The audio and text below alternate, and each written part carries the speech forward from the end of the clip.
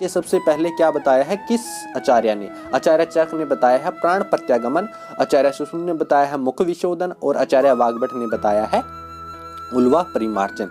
अब थोड़ा एक्सप्लेन करेंगे इनको। उल्वा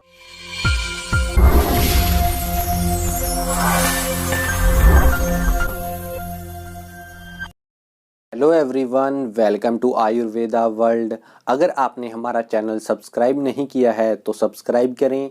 आप हमारे टेलीग्राम और व्हाट्सएप के ग्रुप को ज्वाइन कर सकते हो जिसका लिंक डिस्क्रिप्शन में दिया हुआ है। आज हम बात करेंगे कुमार भृत्य के कंप्लीट रिवीजन की। ठीक है, आज हम पूरे कुमार भृत्य तंत्र को 2 या 3 पार्ट्स के अंदर कंप्लीट रिवाइज करेंगे। आपको इसमें सिर्फ इतना ही करना है कि जोन से मैं टॉपिक अभी बताऊंगा आपको, अगर वो आपको आते हैं तो ठीक है, अगर नहीं आते तो वीडियो पॉज करके आप उन टॉपिक्स को अपनी बुक से देख सकते हैं। आपको इससे ये पता चल जाएगा कि मुझे कौन कौन से टॉपिक आते हैं और कौन कौन से नहीं आते, और जो उनसे नहीं भी आते वो इस फास्ट रिवीजन के दौरान आपको पता चलेंगे। जैसे सबसे पहले आते हैं कुमार भृत्य तंत्र की डेफिनेशन, जो आचार्य सुषुम्न ने बताई है। कुमार भृत्य नाम कुमार भरणम यानी कुमारों का भरण करना, धात्री शीर दो संशोधनार्थ और दुष्ट स्तन्य ग्रह समुथनाथ और व्याधि उपशमनार्थम, यानी जो कि दुष्ट स्तन्य ग्रह के कारण जो व्याधियां उत्पन्न हो जाती है बालकों में, उसके उपशमनार्थ के लिए जौन सा तंत्र है उसे हम कहते हैं कुमार भृत्य तंत्र। ठीक है, इसकी निरुक्ति ये है कि कुमारस्य भरणम अधिकृत, यानी जिस भी तंत्र में कुमार यानी बच्चे के जो भी भरण पालन पोषण की बात जिसमें आई है उसे हम कहते हैं कुमार भृत्य। ठीक है, सबने अलग अलग बताइएगा। हारित के अनुसार बाल चिकित्सा में गर्भोपक्रम विज्ञान, सूतिका क्रम उपगान ये भी साथ में आते हैं। ठीक है, ये एक्स्ट्रा पॉइंट्स है, आप इसको ज्यादा याद नहीं रखना। इसमें अब आता है अष्टांग आयुर्वेद में कुमार भृत्य का स्थान, यानी काश्यप सबसे पहले रखते हैं कुमार भृत्य को, वाग्भट दूसरे स्थान पे, आचार्य सुश्रुत 5वें स्थान पे और आचार्य चरक 6ठे स्थान पे रखते हैं। आपको ये याद रखना है कि आचार्य काश्यप प्रथम स्थान पे रखते हैं। ठीक है, अब आता है कुमार भृत्य में व्यय विभाजन। व्यय विभाजन आचार्य चरक का और आचार्य सुश्रुत का थोड़ा सा ज्यादा इंपॉर्टेंट है। जैसे और इसके ऊपर ऑलरेडी वीडियो जो डिटेल्ड है वो बता दीजिए, मैं अभी आपको जल्दी से रिवाइज करवा दूंगा कि बाल्यावस्था जन्म से 30 वर्ष तक, मध्यावस्था 30 से 60 वर्ष तक और वृद्धावस्था 60 से 100 वर्ष तक आचार्य चरक के अनुसार। आचार्य सुश्रुत ने बाल्य, मध्य और वृद्धावस्था बताई है, उनको अलग डिवाइड किया है। जैसे बाल्यावस्था में शीरप 1 वर्ष तक, शीर अन्नाद 1 से 2 वर्ष तक, अन्नाद 3 से 16 वर्ष तक, मध्यावस्था में वृद्धि 16 से 20 वर्ष तक, यौवन 20 से 30 वर्ष तक, संपूर्णता 30 से 40 वर्ष तक, हानि 40 से 70 वर्ष तक और वृद्धावस्था 70 से मृत्यु पर्यंत तक। ठीक है, और आचार्य काश्यप अनुसार भी है। जैसे गर्भावस्था जन्म तक होती है, बाल्यावस्था 1 वर्ष तक, कुमारावस्था 2 से 16 वर्ष तक, यौवन अवस्था 16 से 34 वर्ष तक, मध्यावस्था 34 से 70 वर्ष तक, वृद्धावस्था 70 से मृत्यु पर्यंत। ठीक है, अब आता है जात मात्र, यानी ये आती है जात मात्र, सद्योजात, नवजात किसे कहते हैं? जन्म के पश्चात जीवन की अवस्था में सबसे पहली और सबसे छोटी अवस्था होती है, उसे बोलते हैं जात मात्र। यानी अभी अभी जो बस अभी पैदा हुआ है वो जात मात्र, थोड़े समय के लिए सबसे छोटी और प्रथम। और उसको क्या, और सद्योजात जन्म से लेकर नाभि नाल कटने तक को बोलते हैं हम सद्योजात। नवजात किसे बोलेंगे? नाभि नाल कटने के बाद तक और दूसरे और चौथे सप्ताह अंत तक उसे हम बोलेंगे नवजात। अब आते हैं नवजात शिशु परिचर्या क्या क्या है। एक तो ये पता होना चाहिए सबसे पहले क्या बताया है किस आचार्य ने। आचार्य चरक ने बताया है प्राण प्रत्यागमन, आचार्य सुषुम्न ने बताया है मुख विशोधन और आचार्य वाग्भट ने बताया है उल्वा परिमार्जन।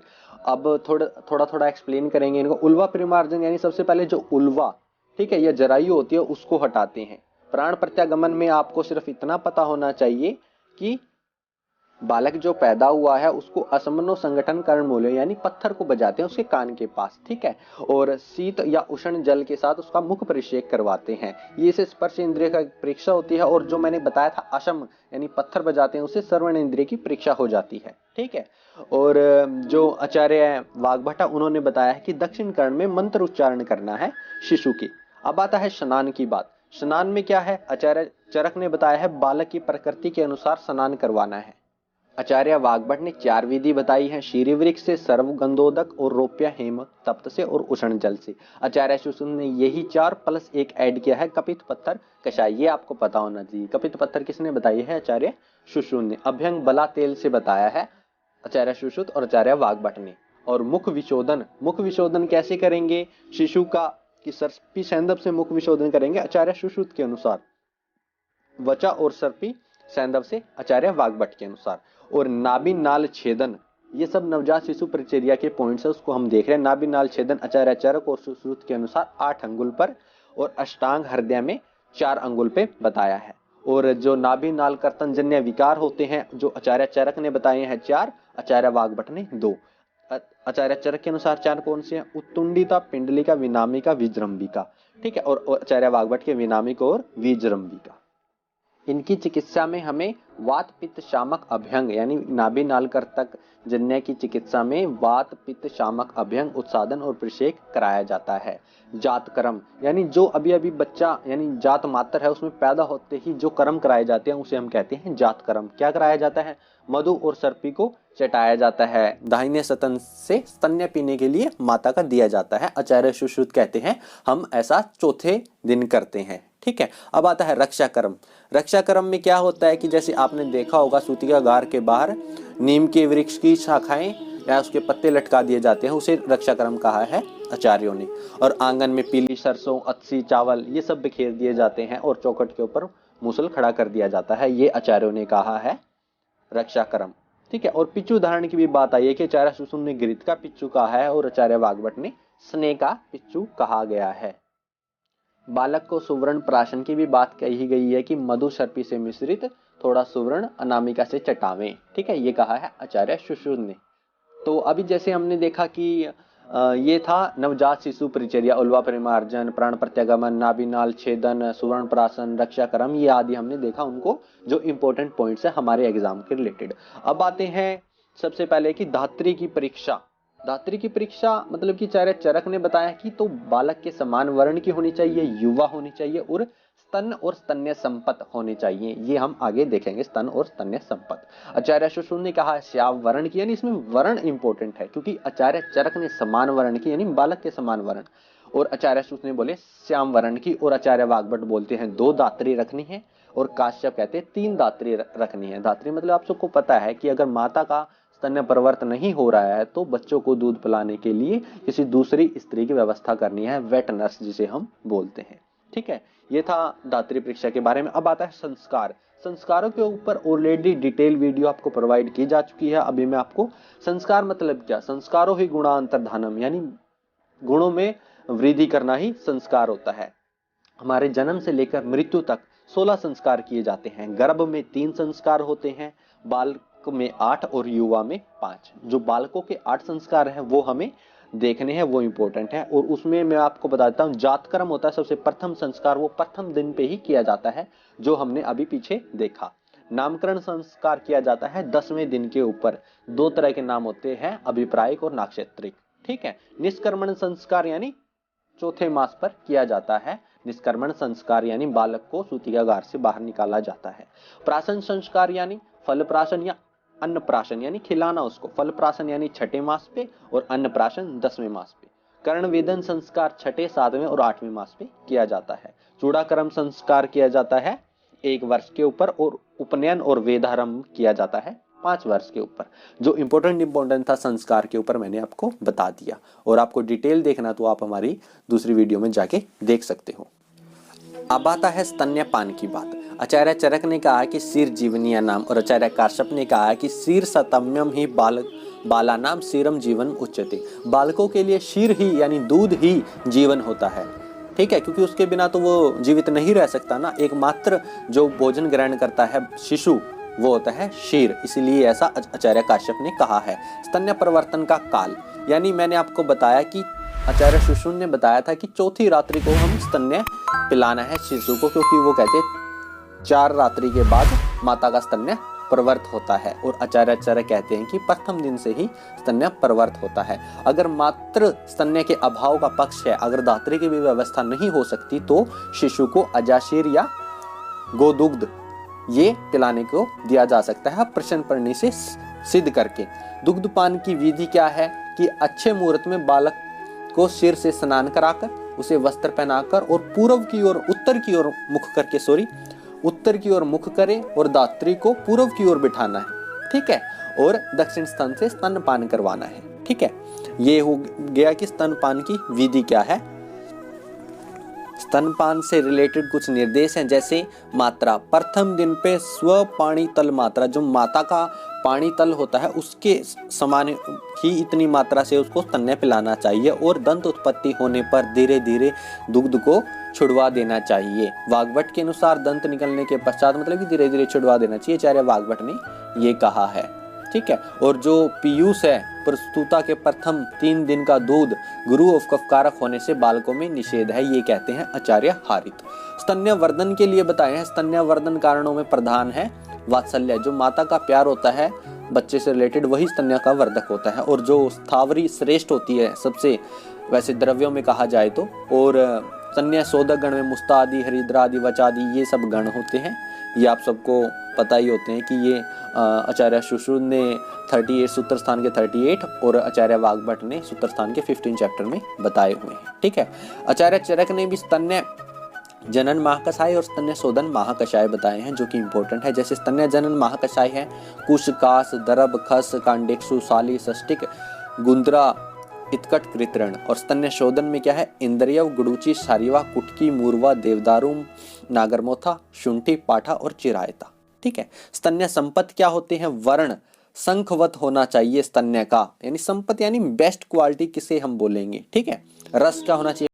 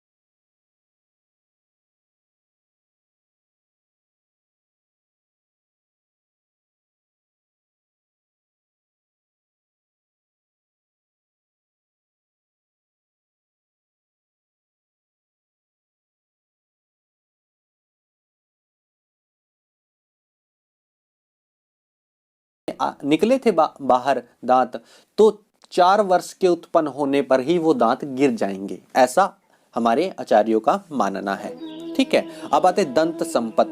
दंत संपत यानी जो बेस्ट होता है हमारे दंत में भी कौन कौन से गुण होते हैं उसके, वो है पूर्णता, समता, घनता, सुकलता, सलक्षणता, निर्मलता, किंचित, उत्तरोन्नत, दंत व्यालांच समता और रक्तता, स्निग्धता, भृतगण। यानी आपको ये सारे नाम याद नहीं रखने, बस आपको इतना पता होना चाहिए दंत संपत गुण कितने हैं, वो हैं 10। और अशुभ दंत गुण कितने हैं, वो है 8। अप्रशस्त दंत गुण कितने हैं, वो है 5। हीन, उल्बण, शीत, असित और परविभक्त। ठीक है, ये आपको पता होना चाहिए कि अशुभ दंत 8, स्तन मतलब कि दंत संपत गुण 10, ठीक है, और अप्रशस्त दंत 5, ये आपको पता होने चाहिए। अब दंतों से रिलेटेड क्या है कि दंत उद्भेद कालीन व्याधियां, अगर दंत उत्पत्ति हो रही है तो शिशु को कौन कौन से रोग हो सकते हैं, वो हो सकते हैं ज्वर, सिरो अभिताप, तृष्णा, भ्रम, अभिषंद, कुकुणक, पोथकी, वमथु, काश, श्वास, अतिसार और विसर्प। ठीक है, ये सब व्याधियां उत्पन्न हो सकती है और उनकी चिकित्सा में हमें क्या करना है कि प्रमुख घृत बताया है आचार्य काश्यप ने अपने ही नाम पे, जैसे काश्यप घृत अष्टांग हृदय उत्तर तंत्र में भी ये मिलता है। ठीक है, और जो दंत उत्पत्ति में प्रयोजन घृत है वो वचा आदि घृत हम प्रयोग करवा सकते हैं। तो इस प्रकार आज हमने फर्स्ट पार्ट के यानी कुमार भृत्य के रिवीजन के अंदर अभी हमने आज देखा कि जो कुमार भृत्य तंत्र की डेफिनेशन, वय विभाजन, नवजात शिशु परिचर्या, संस्कार के बारे में, स्तन्य के बारे में और दंत के बारे में, ये इंपॉर्टेंट पॉइंट मैंने आपको जल्दी जल्दी रिवाइज करवा दिए। अगर आपको इनमें से जैसे दंत से रिलेटेड कोई टॉपिक नहीं आ रहा है तो आप अपनी जाके बुक में एक जाके देख सकते हैं, और ये आपके लिए सिर्फ एक जर्नल व्यू था कि हाँ इस सब्जेक्ट में ये होता है। ये फर्स्ट पार्ट में मैंने आपको, और जो पॉइंट रह गया हम नेक्स्ट वीडियो में कवर करने की कोशिश करेंगे। तो आपको ये वीडियो पसंद आई हो तो लाइक करें, शेयर करें, सब्सक्राइब करें। Thank you.